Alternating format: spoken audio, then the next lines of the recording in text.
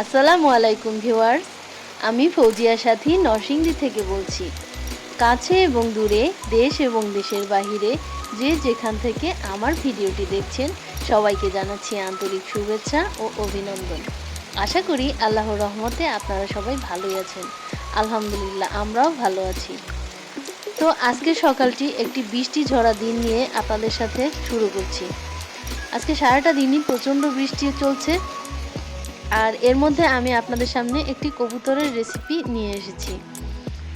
কবুতর কিভাবে রান্না করে সেটা সবাই ভালো জানে, কিন্তু এর স্বাদ গন্ধ নির্ভর করে রান্নার কৌশলের উপরে। আমি এখানে আপনারা যেভাবে কবুতর রান্না করেন ওইভাবেই রান্না করছি সব কিছু। শুধু দুইটা জিনিস দিব, সেটা সবাই ইউজ করে না, আমি এটা নিজে থেকে বের করেছি। আর এইভাবে রান্না করলে কবুতরের গন্ধটা স্পেশালি খুব সুন্দর হয়। আপনারা ট্রাই করতে পারেন চাইলে। এখানে আমি প্রথমে পেঁয়াজগুলো ভেজে নিয়েছি, তারপরে এর মধ্যে লবঙ্গ, এলাচি, দারচিনি, তেজপাতা এগুলো একসাথে ভেজে ফেলছি। আমি এভাবেই সব একসাথে ভাজি, তাতে রান্নার সেন্টটা সুন্দর হয়। আজকে আমি সকাল সকাল ঘুম থেকে উঠে অনেক কিছুই রান্না করেছি। আমার রান্না প্রায় শেষ, এখন শুধু কবুতরের মাংসটা হলেই সব রান্না কমপ্লিট। তো আমি সব রেসিপি আপনাদের সাথে শেয়ার করিনি, তাতে আপনাদের বোরিং লাগতে পারে, সেজন্য আমি শুধু এখানে কবুতরের মাংস রেসিপিটাই শুধু শেয়ার করলাম। এখানে আমি আদা রসুন দিয়ে দিচ্ছি। এখানে 1 টেবিল চামচ আদা রসুন আছে। তো কবুতরের মাংসতে এত বেশি আদা লাগে না, অল্প হলেই হয়। আর রসুনটা আমি কখনো গলা করে দেই, আবার কখনো তাড়াহুড়া থাকলে গলা করে দেই না। আজকে আমি কবুতরের মধ্যে রসুনের গলা দিব না, আলু দিয়ে করব। তো আমি যেটা বলতে চাচ্ছিলাম যে পেঁয়াজের মধ্যে যদি আদা রসুনটা ভেজে দেওয়া যায় তাহলে এর সেন্টটা কিন্তু অনেক সুন্দর হয়। এরপরে আমি দিয়ে দিলাম হলুদ গুঁড়া আর মরিচের গুঁড়া। এটা আপনাদের ইচ্ছে মতন কে কতটুকু হলুদ মরিচ ইউজ করতে চান সেটার উপর ডিপেন্ড করবে। এই যে সেই সিক্রেট মশলাটা, এটা হচ্ছে ধনে আর জিরার গুঁড়ো একসাথে ভেজে তারপরে আমি এটা ব্লেন্ড করে পাউডার করে রেখেছি। আর এটা মুরগির মাংস কিংবা কবুতরের মাংস, গরুর মাংস এগুলোতে এভাবে ভেজে যদি দেয়া যায় তাহলে মাংস রান্নার সেন্টটা স্পেশালি অনেক সুন্দর আসে।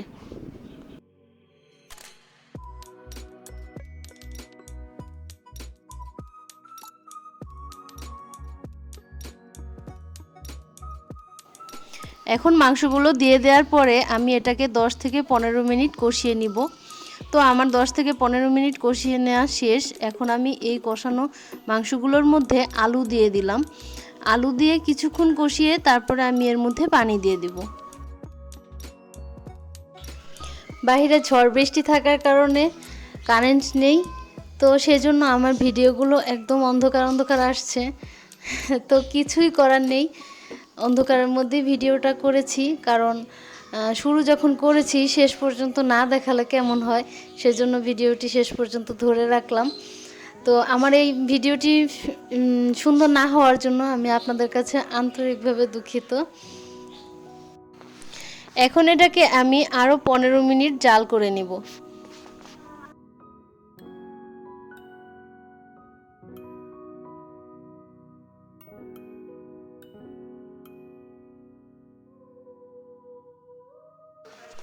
শুক্রবার যেদিন আসে সেদিন আমাদের ঘরে পরিবেশটা ঈদ ঈদ লাগে, কারণ সোহর বাবার সাথে আমরা একটা সুন্দর সময় কাটাতে পারি। আর এটা শুক্রবার ছাড়া বা কোনো সরকারি ছুটির দিন ছাড়া এটা হয় না।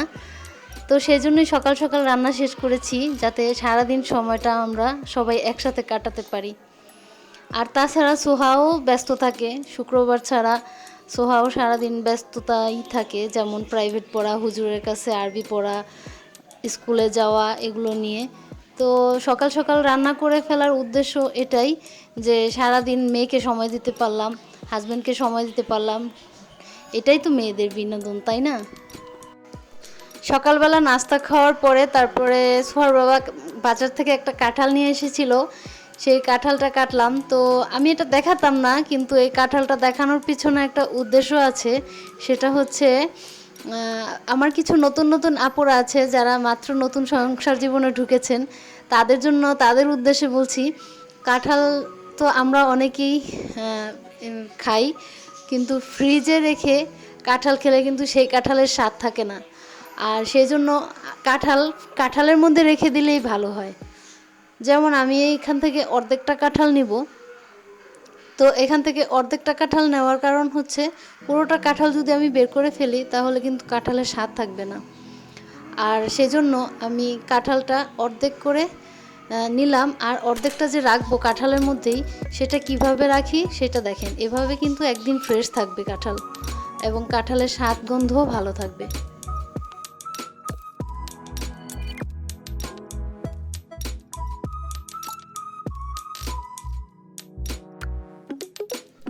কাঁঠাল ফ্রিজে না রেখে ঠিক এভাবে রেখে দিতে পারেন, এবং তাতে দেখবেন কাঁঠাল খুব ভালো আছে। তো সকালবেলা যে সোহার বাবা বাজার করেছিল সেই বাজারগুলো এখন গুছাবো। আর এরই ফাঁকে আপনাদের মাঝে আরও একটা নতুন কিছু শেয়ার করব, মানে আমি কিভাবে লিচু সংরক্ষণ করি সেটা। তো লিচুর সিজন কিন্তু প্রায় শেষ, সেজন্য আমি কিছু লিচু সংরক্ষণ করে রাখবো যাতে পরবর্তীতে আরও কিছুদিন বেশি খেতে পারি। আর আমি কিভাবে লিচু সংরক্ষণ করছি সেটাই আপনাদের সাথে শেয়ার করব।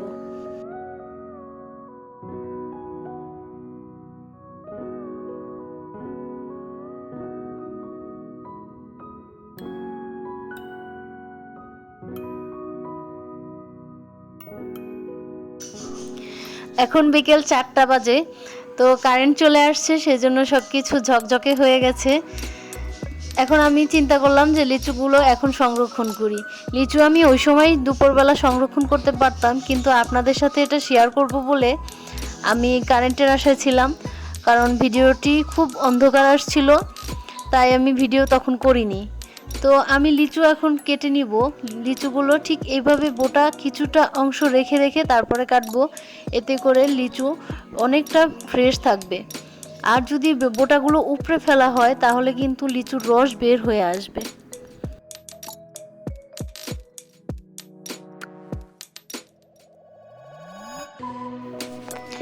এই তো এভাবে আমি এই লিচুগুলো একটু একটু বোটা রেখে তারপরে একটা এয়ারটাইট বক্সের মধ্যে সংরক্ষণ করে রাখবো। এভাবে প্রায় 6 মাস পর্যন্ত খাওয়া যায়, কিন্তু আমি এটা 2 মাস পর্যন্তই খাওয়ার চেষ্টা করব।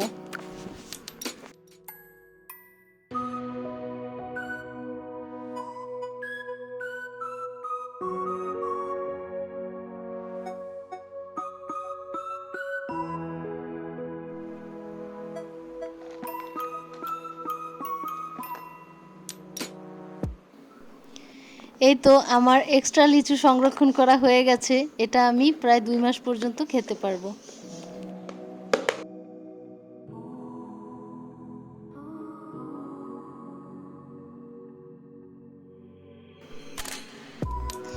এখানে আমি বিকেলবেলা পাস্তা রান্না করার জন্য প্রিপারেশন নিচ্ছি। তো আমি আপনাদের সাথে সেই পাস্তার রেসিপিটাও শেয়ার করলাম।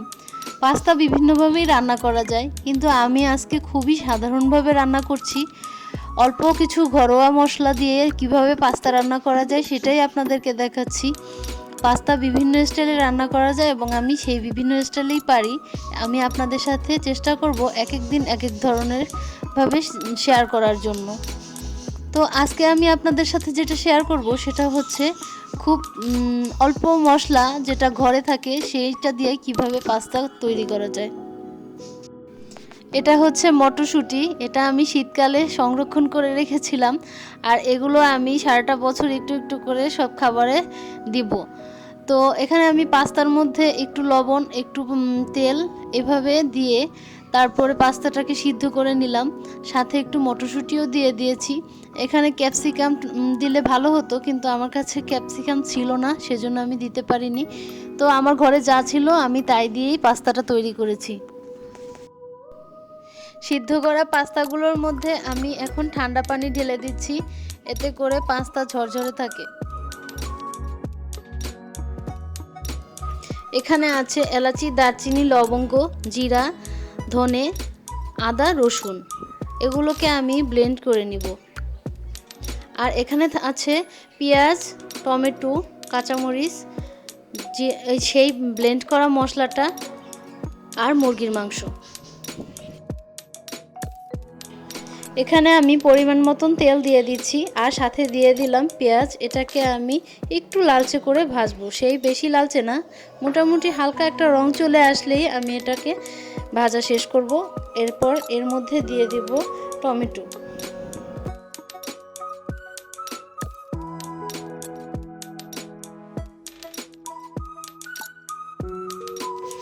এখন আমি দিয়ে দিচ্ছি টমেটো।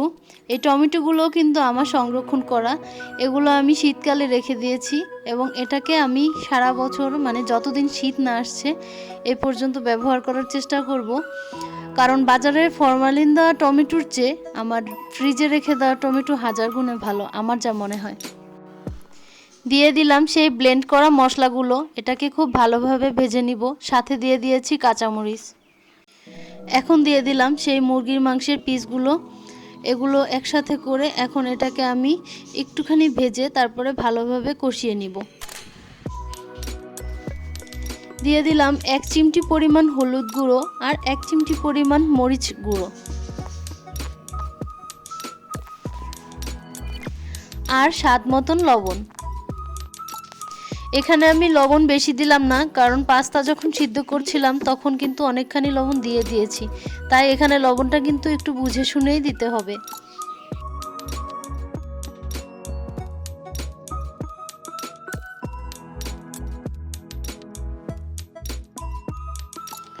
এরপরে আমি একটুখানি পানি দিয়ে দিব এবং সেই পানিটা দিয়ে ওই মাংসগুলোকে ভালোভাবে কষিয়ে নিব।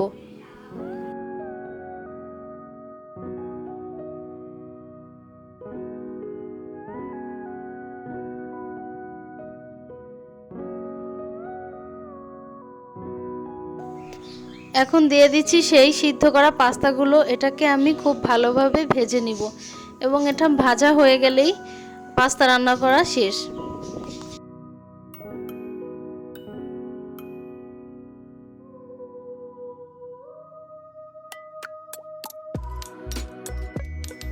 এই তো হয়ে গেল আমার পাস্তা রান্না করা।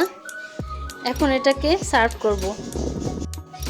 আসলে পাস্তা যখন বানানো হয় তখন বিভিন্ন কিছু দিয়ে এর ডেকোরেশন করা হয়, কিন্তু আজকে হঠাৎ বৃষ্টির দিনে পাস্তা রান্না করার কারণে আমার হাতের কাছে কিছুই ছিল না, হাতের কাছে যা ছিল তাই দিয়েই চটজলদি পাস্তা রান্না করে ফেলেছি।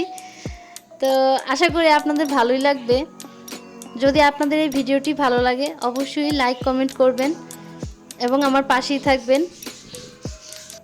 যারা আমাকে সাবস্ক্রাইব করেননি তারা আমাকে সাবস্ক্রাইব করে দিন, আর যারা আমাকে সাবস্ক্রাইব করেছেন তাদের জন্য রইল অসংখ্য ধন্যবাদ। ভিউয়ার্স, আমার এই ভিডিওটি আপনাদের কেমন লেগেছে অবশ্যই আপনারা আমাকে কমেন্টের মাধ্যমে জানাবেন।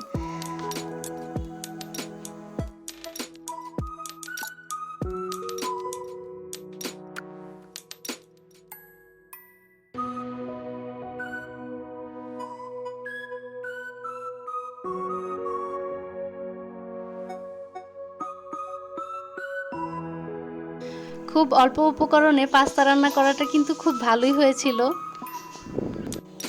তো ভিউয়ার্স, আজকে আমি আপনাদের মাঝ থেকে এভাবেই বিদায় নিচ্ছি। দেখা হচ্ছে পরবর্তী ভিডিওতে। তো এই পর্যন্ত আপনারা ভালো থাকবেন। আল্লাহ হাফেজ।